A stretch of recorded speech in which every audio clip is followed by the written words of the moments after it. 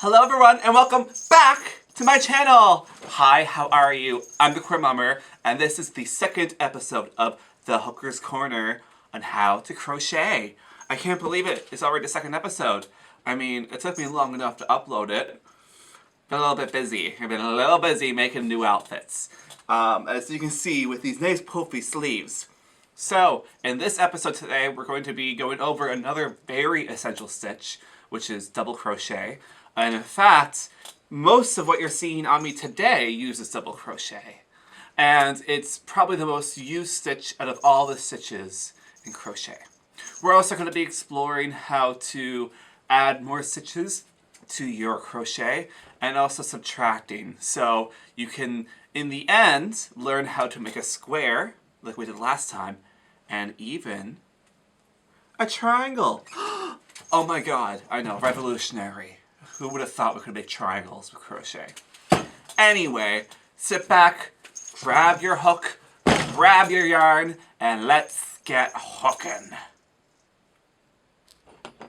Okay, so we're gonna start off today. I'm using Atlantic Briggs & Little, and this is a 3-ply wool, and it's a nice black. This would be great for a hat or even like a scarf. It's quite thick. And I'm, for the purposes of today, so that it's easier for you to see the stitches, I'm using a size 8 hook. It's quite big. Usually you'd want to use like a 5 or 6 with this yarn. But for now, let's do... Whoops. Mess up that slip knot. We'll use a size 8. So, we're going to do the slip knot like last time. Get our yarn ready.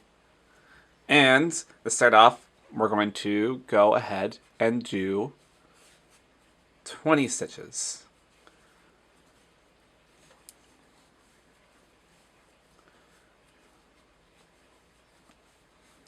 And 10, 11, 12, 13, 14, 15, 16, 17, 18, 19, and 20.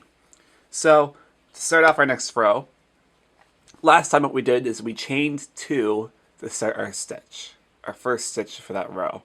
This time, instead of 2, we're going to add 1 on and we're going to chain 3. So 1, 2, and 3. So I have my thumb here on that last stitch that we did. And what we're going to do is go into the next stitch. So I'm just moving my hand over, and this is the stitch here. So the first thing we're going to do for double crochet is yarn over, and then we're going to go through the stitch. Then we're going to yarn over again and pull through, so that we'll have 3 loops on our hook. Next, we're going to yarn over, pull through the first 2, yarn over again, and the next 2. And that's double crochet. You can kind of see that there's going to be pretty big gaps with this hook here and the size yarn in between each stitch. Yarn over and through, yarn over and pull through. And the reason why is just because there's more height to double crochet. It's basically twice the height of a single crochet. So we have our 3 loops, yarn over, pull through, yarn over, and pull through. So you can see that as 3 stitches, yarn over, go through the stitch again. Oh, there you go. Yarn over, pull through. We have our 3 loops, yarn over, pull through, yarn over, and pull through. Usually I would recommend having your yarn or your cake either on a spinning post or in a bowl, but for now I'm just going to have it to my side. Yarn over, through the loop, yarn over and back through the loop, yarn over through 2, yarn over through 2. So double crochet in the UK is known as treble crochet, which is very confusing because in the US terms, treble crochet is actually the next step after double crochet. It's basically triple of a single crochet. In the UK, instead of calling it treble crochet, they call it double treble crochet. So make sure if you're looking at patterns that you're able to discern whether or not they're talking about double crochet or if they're talking about treble crochet. Yarn over, through, yarn over again, through the first two and the next two.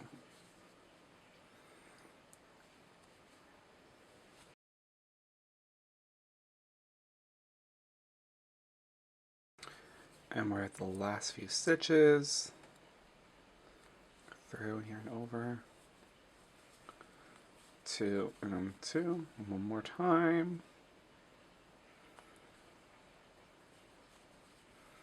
Two and two.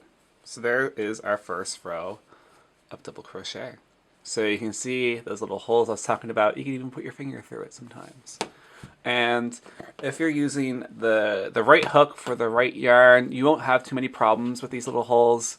For example, here's a piece here that is mostly double crochet. So you can see that you can't really see my hand through it. I can kind of poke my finger through it, but it's tight enough that it's not going to cause any issues with the breeze getting through it. Now, if you're using a bigger hook that's meant for your yarn, then obviously you're going to have some problems.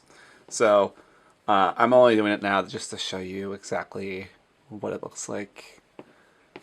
So you can kind of see the difference in the stitches, but besides that, use the hook that coincides with your yarn.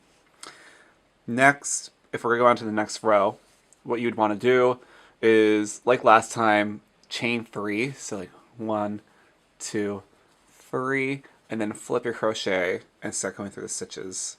However, I'm going to show you a little trick. And I like to use this solve stitch, or starting stitch really, when I'm crocheting in the round, for example, and I don't want my seam where I start off the rows to be as visible as it would be if I'm using chain stitches. What I'm going to do is I'm going to kind of put my finger right here on where the stitch is, or my thumb and my middle finger, and I'm going to pull a bit of yarn up in my loop so it's a bit bigger, and I'm going to put my finger right on top of here to hold that loop.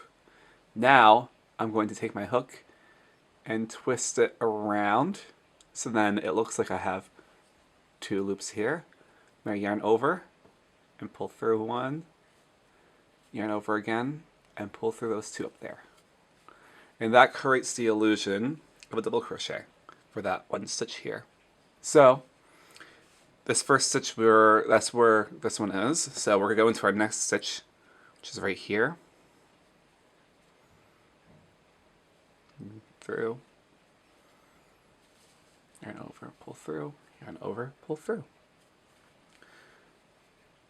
Yarn over, go through the hole, yarn over and back through the hole, yarn over through 2, yarn over through 2.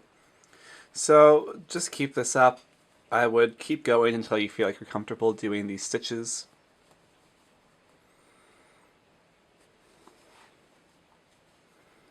Sometimes I find that I'll be crocheting and I'll accidentally not go through, let's say, yeah, I'll be like this, where I thought I went through this stitch but I didn't. You can either pull the whole stitch out so you can start over again, or if you get to that point, let me get back there.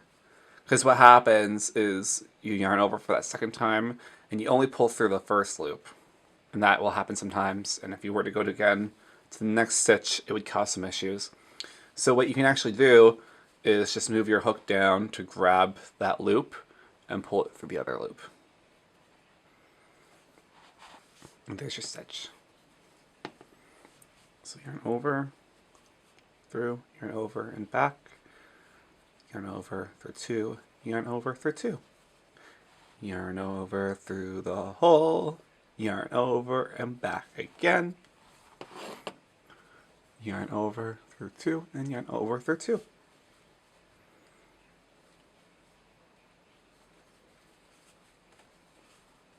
And when we get to the end of the row, I'm going to show you a little trick. So we're at our last stitch on the row here. Yarn over, go through the stitch, yarn over and pull back. Oh, we missed it actually, sorry. Try to get through those holes there. Sometimes it's a little hard. You need to use your fingers to push it through. Gotta use your fingers sometimes, boy. Okay, so what I'm going to be doing is an increase. And what I want to do is kind of increase the sides so they go out. So what I would do for that is I'm going to add 2 stitches on this. Well, add an additional stitch on this side and an additional stitch on this side. The way I do that, so first I'm going to go and start my next row. For the purposes of showing you the other way, I'll just do the 3 chains, 2 and 3, flip my crochet. So as I mentioned before, this stitch right here, your first one, is what your 3 chain or your like shortcut double crochet stitch is coming out of. And usually you wouldn't want to crochet into this because you already have a stitch coming out. But for an increase, we're going to do that. And if you want to increase anywhere in your crochet, this is what you would do. You would yarn over and go through that same stitch. So there's 2 stitches. Okay, 2 stitches coming out up here. There you go. So you can see there's 2 stitches. So when I crochet, I don't need to increase anywhere else except for the end. So I'm just trying to make a shape. If I were to increase in every single row, it would cause almost like a ripple or a wave. And you might want that. You might want a little ripple at the end of an outfit. And you would just double up every single row. And that's a good way of doing it. Or if you just want to make a different shape that, let's say you're starting square and you kind of want to go out into like a rhombus, you would add to the ends. So we'll just do our regular double crochet all the way to the end of the row.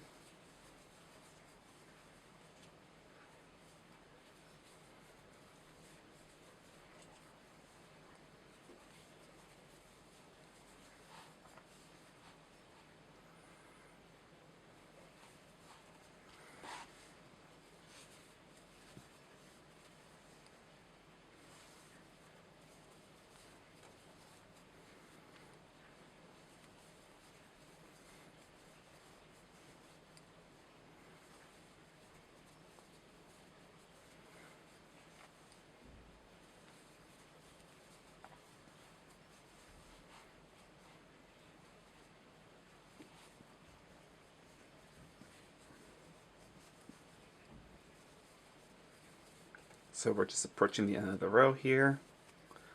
Sorry if I'm going a little bit too fast. You can slow down the video on the side if that helps. Okay.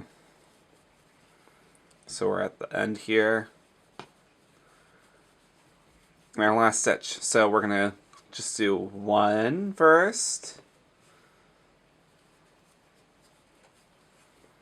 And now we'll do a second into that stitch.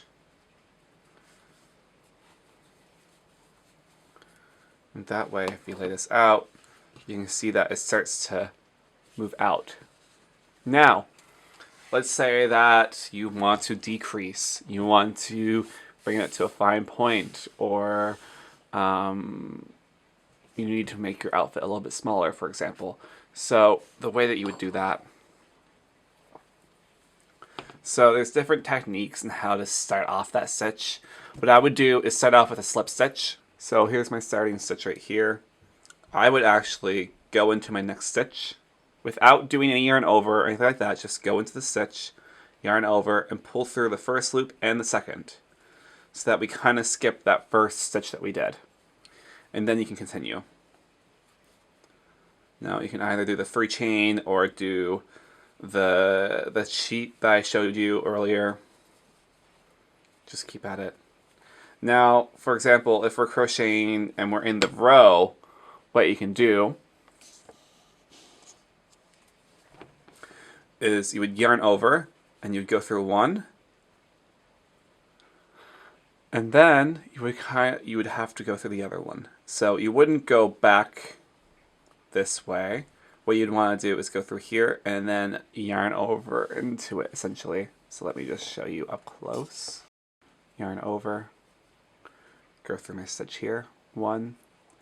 I also want to go through the next one, so there you go. Then I'll yarn over and pull through the first and then the second. So that way my yarn over yarn just then is going through 2 stitches.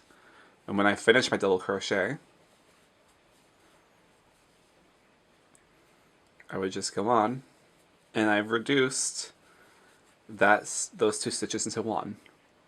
Now this is really simple to do in the middle, but at the end it's a little bit harder. And the reason why you'd want to do that, for example, is if you wanted to make a bend where you have it slightly bending, or let's say that you have those ripples and you want to get them straight, you could do that as well. So we're at our last 2 stitches and we want to reduce this. So, like before, we're going to go, oh sorry, we need to go through this one first. There, now we're at the last 2 stitches. So we have 1 and 2. What we'll do is yarn over, go through 1, and then, as you can see, I'm moving that hook through the other. I'm going to yarn over and pull through both. 1. Sometimes it's better to go through 1 first, adjust, and then pull through the other, so that you only have 3 loops, and then yarn over and pull through. So that way, I increase my row on this one here, and then I decrease them back to the same amount of stitches, 20 stitches that I had in the beginning. So you can kind of continue going back and forth if you want. If you want to have like a zigzag scarf or something, or you can just practice doing the straight stitches. And yeah. So that concludes everything for this week's episode of The Cooker's Corner. And I say week as if I'm going to be posting this on a weekly basis. We all know that's a lie. I'm going to be posting this whenever I have the free time. We all know that's a lie. I'm going to be posting this whenever I have the free time. Anyhow, we have learned quite a few things this episode. Feel free to practice as much as you can. And the next episode, we're going to be working in the round. And this way, we're going to be able to create something like the beginnings of a mask. I'm showing you my secrets. Anyway, if you want to know where I'm going to be the next little while, on November 22nd, I'm going to be performing at a handmade assembly at Struts and Fawcett in Sackville, New Brunswick. So come down to that. I'm going to have a fun old time in this Jester outfit, and I hope to see you all there. You can catch me on my Instagram at The Queer Mummer. You can catch me online here at The Queer Mummer. And feel free to drop a subscribe, follow, whatever, and give a good old thumbs up if you liked it. And if you didn't, don't bother doing anything. Just leave. Just don't comment. You know, you made it to the end of the episode. You obviously are fascinated. So, I don't know, just give a good old thumbs up. Please. I'm begging you. Anyway, bye.